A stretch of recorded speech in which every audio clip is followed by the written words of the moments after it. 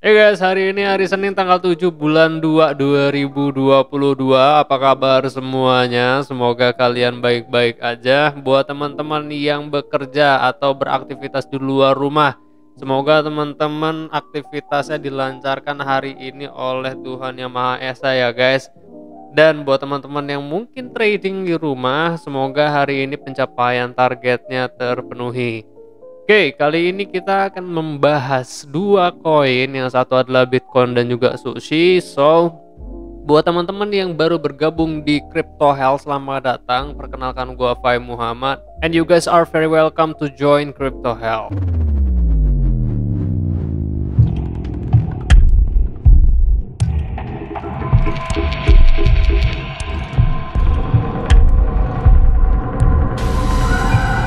Oke, kita akan membahas dulu Bitcoin ya guys. Jadi kalau kita lihat memang Bitcoin itu saat ini sudah naik dari 32, entry point kita sekitar 30%. So, kali ini kita harus melihat potensi Bitcoin ke depannya bagaimana ya. Untuk sementara waktu memang BTC saat ini berada pada level resistance, yang dimana kemarin sempat menjadi level support ya. Di sini ada area resistance yang perlu kita perhatikan. Bila mana breakout maka berpotensi untuk bull. Cuma untuk sementara waktu kita harus melihat berdasarkan weekly time frame 4H dan 1H. Maksud gua 1D daily. Cuma kalau daily memang sekarang masih oke ya untuk membawa harga Bitcoin itu naik lagi ke atas. Nah, kita harus melihat area konsolidasi yang ada di sini terlebih dahulu. Kalau kita hitung berdasarkan time frame yang lebih kecil, di sini kita memang harus fokus kepada time frame lebih kecil karena memang lihat dari weekly dan daily-nya sudah ini ya. Kalau daily memang udah naik, tapi kalau untuk weekly saat ini memang masih netral. Nah, sebelum kita ke teknik analisa, kita akan melihat terlebih dahulu berdasarkan on-chain-nya. Berhubung ini hari Senin ya.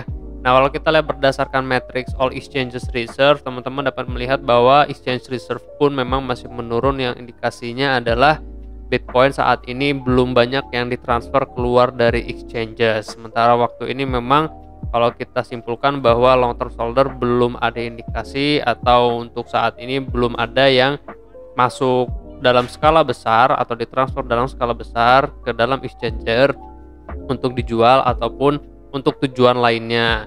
Nah, kalau kita lihat dari sini berarti kesimpulannya untuk market long term-nya masih aman. Nah, kalau teman-teman lihat dari sini, ini adalah estimate leverage ratio. Kalau teman-teman lihat bahwa penggunaan ratio saat ini memang cenderung tidak banyak ya. Karena kalau kita lihat berdasarkan garis berwarna ungu atau biru itu sekarang tampak sideways, tidak juga naik, tidak juga turun. Nah, penggunaan leverage saat ini memang cenderung kecil. Tapi kalau kita lihat berdasarkan rasio, matriks ini kan masih di atas. Nah, cuma ini tidak bisa menjadikan sebuah acuan ya bahwa harga itu akan pump atau dump. Tapi kita bisa menyimpulkan bahwa harga bisa saja berpotensi untuk volatile pada time frame yang lebih kecil, karena mayoritas traders yang bermain atau trading di future market itu menggunakan leverage besar. Jadi perhatikan ya, penggunaan leverage besar itu akan menyebabkan atau membuat trading volume teman-teman itu menjadi lebih besar. Walaupun teman-teman menggunakan small margin, marginnya kecil, tapi teman-teman mentok kanan, ya volume tradingnya pun akan dikalikan berdasarkan si leverage-nya sendiri. Jadi perhatikan ya, akan menyebabkan pembesaran untuk membekangkan trading volume.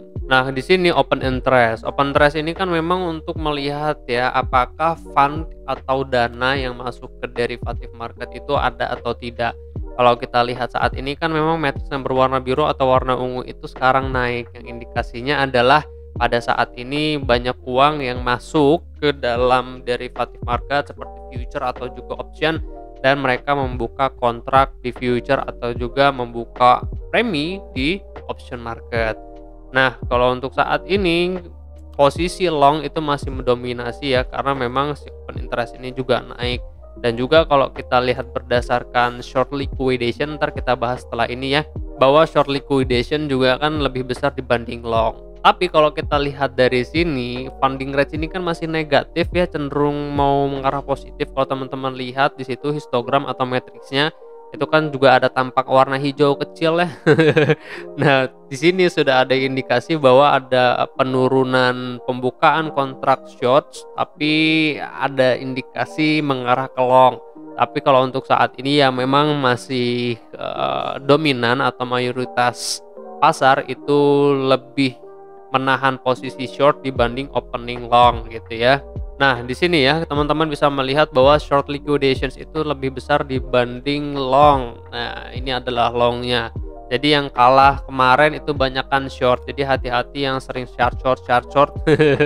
Walaupun dalam perhitungan atau secara skala garis besar minor trendnya Bitcoin masih downtrend dan berpotensi untuk downtrend, tapi ya perlu perhatikan posisinya, posisi tradingnya. Jangan sampai ternyata teman-teman melihat level harganya itu berpotensi di level resisten dan coba-coba main short, terus abis itu ternyata ada dana yang masuk di spot masuk gede terus ke pom, ya teman-teman bisa aja terlikuidasi. Nah, di sini teman-teman bisa melihat ya 1, 2, 3, dan 4. Ini adalah perhitungan atau matriks yang menggambarkan traders yang memang loss. Maksudnya adalah seperti ini. Matriks ini memang menginformasikan berapa jumlah loss atau banyaknya profit and loss gitu ya dalam beberapa waktu.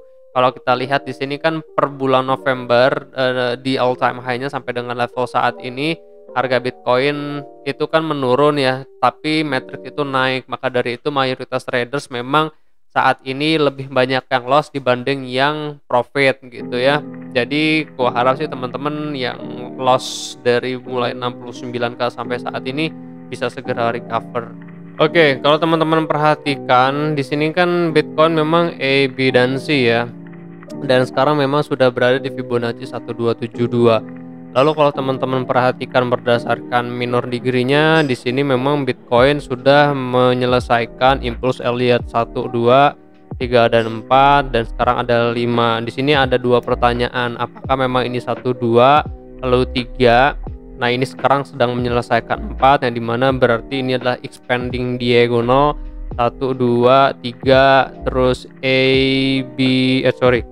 di sini perhitungannya berarti A, B, dan C gitu ya. Lalu berarti nanti kita akan menemukan 4. 4-nya berarti harus terkonsolidasi pada kisaran harga 41.500 sampai dengan 43.166. Berhubung kan di sini udah di level resistennya saat ini memang harus terkonsolidasi pada level resisten. Bisa saja penurunan itu ya menurun ke harga yang lebih rendah untuk A, B, dan C. Tinggal teman-teman cari aja Fibonacci 0618 nya pada kisaran harga sekian. Boleh tarik Fibonacci dari impulsif yang ada di sini. Nah, untuk mencari Fibonacci 0,5, 0,6 yang ada di sini kan. Jadi kalau kita lihat berdasarkan Fibonacci 0,6, maka pada level support yang ada di sinilah Bitcoin akan menurun. Kalau berdasarkan potensi kenaikan kan memang ke harga 1618 Fibonacci 45.244. Nah, jadi teman-teman harus perhatikan ya pada time frame lebih kecil. Nih teman-teman kalau mau melihat berdasarkan ini ya, berdasarkan historical, teman-teman bisa berfokus kepada yang ada di sini. Bahwasanya kalau kita lihat kan memang di sini pun ada bearish divergence ya pada time frame 1H. Terus habis itu harga kembali lagi naik, tapi berdasarkan perhitungan pun ini sama. Di sini kan mana tadi ya?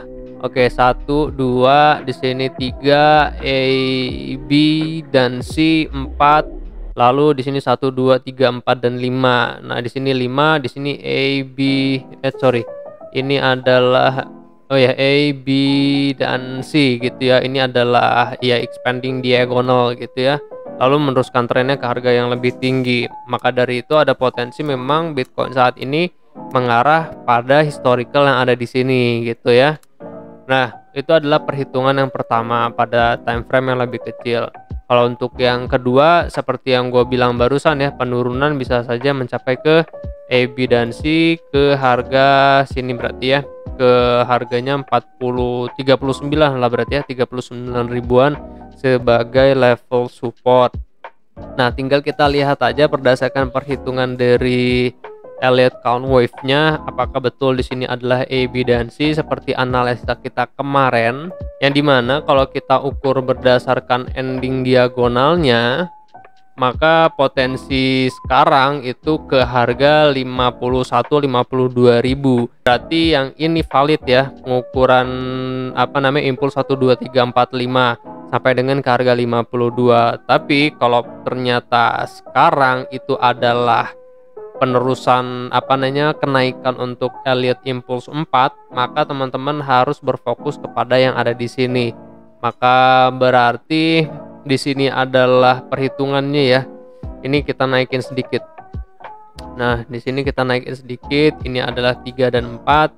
Nah, 3 dan 4. Nah, maka dari itu ini kita harus perhatikan ya. Kalau kita ukur berdasarkan Impulse Elliott kan di sini 2 dan 3 itu lebih pendek daripada 1 dan 2 ya. Bisa jadi berpotensi si 5-nya ini itu juga bisa lebih pendek daripada 3 dan juga 1, yang biasanya kita sebut dengan expanding flat gitu ya. Nah, cuma jangan jangan dilupakan analisa yang ada di sini. Ini bisa dijadikan sebuah referensi, tapi gua nggak mengarahkan harga Bitcoin ke level tersebut di sini gitu. Kalau untuk sementara waktu sih gue masih prefer bahwa Bitcoin itu berpotensi untuk ke harga 52-an barusan. Mana sih tadi 52 tuh? Gue terlalu banyak ini tuh jadi agak bingung.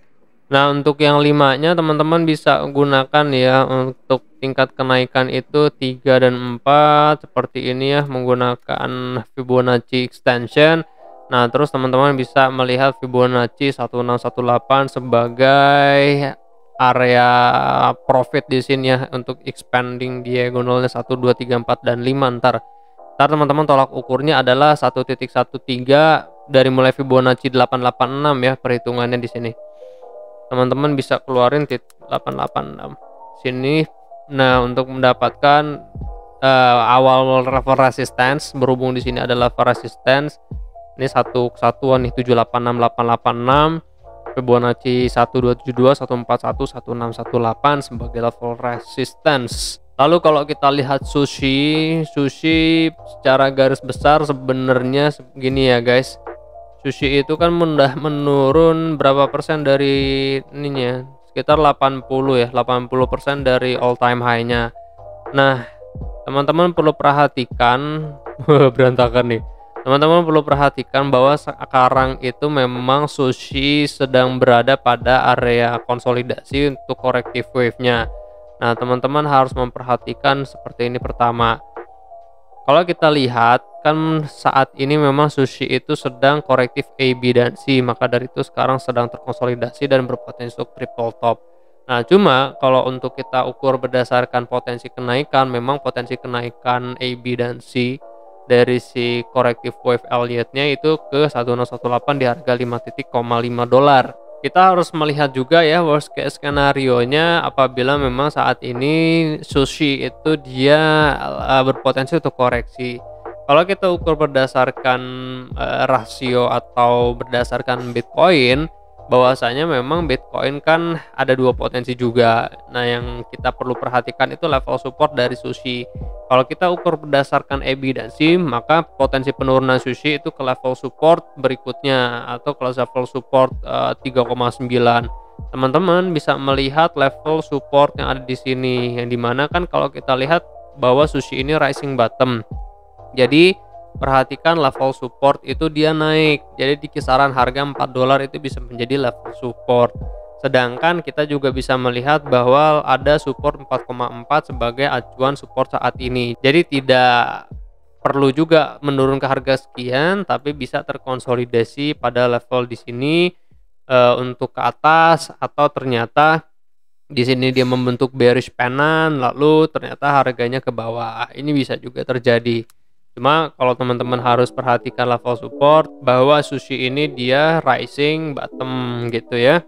Tapi secara garis besar sushi ini memang pada daily time frame sudah ada bullish divergence ya guys. Jadi ada potensi memang sushi itu reversal dari harga saat ini. Di sini MACD memberikan sinyal bullish divergence, RSI sudah oversold gitu ya. Tinggal teman-teman perhatikan aja median dari penurunan yang ada di sini. Kalau kita ukur kan median yang ada di sini itu di harga 7,3, 6,5. Maka potensi harga saat ini sushi bisa ke 7,3 sampai 6,5 dari level saat ini. Mau itu nanti dead cat bounce atau ternyata sushi itu recover mengikuti harga Bitcoin. Ya, ini adalah sushi dan Bitcoin. Terima kasih banyak buat teman-teman yang sudah menonton sampai dengan selesai. I really appreciate it.